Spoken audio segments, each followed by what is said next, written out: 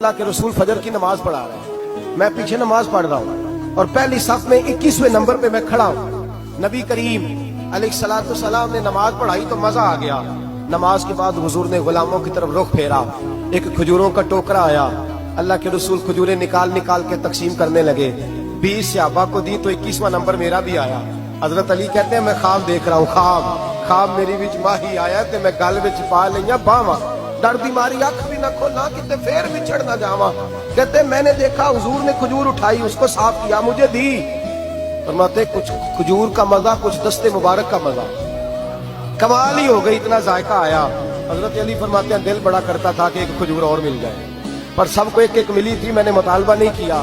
فرماتے ہیں ابھی کھجور کھا ہی رہا تھا کہ مسجد میں اذان کی آواز آئی، میرے دل سے ہاں نکلی کہ یار کبھی تو ٹھہر جاتا نا، تھوڑی دیر کبھی ٹھہر جاتا نا، ذرا ٹھہر جا مؤذن، میرا دل دہل رہا ہے، تو ذرا ٹھہر جاتا۔ کہتے ہیں اٹھا، وضو کیا، سنت پڑھی، بوجھل قدموں سے مسجد گیا، پہلی صف میں کونے میں بیٹھ گیا۔ مکبر نے اقامت کہی، عمر مصلی پہ کھڑے ہوئے۔ کہتے ہیں میں چونکا اس وقت جب عمر فاروق نے بھی وہی صورتیں شروع کر دی جو رات خواب میں رسول پاک نے پڑھی تھی۔ میں بڑا حیران ہوا، نماز مکمل کر کے عمر بھی اسی طرح دیوار سے ٹیک لگا کے صحابہ کی طرف منہ کر کے بیٹھے جیسے نبی پاک بیٹھے تھے۔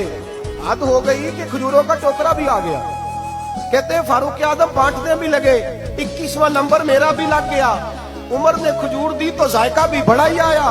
حضرت علی شیر خدا فرماتے حضور سے تو ادب کی وجہ سے مانگ نہیں سکا تھا، عمر اپنا یار تھا۔ ایک کھجور کھائی تو میں نے کہا عمر یار ایک اور دے دے، تو کہتے ہیں فاروق اعظم نے ٹوکری میں ہاتھ رکھا، کھجور صاف کی، میں سمجھا ملنے لگی ہے۔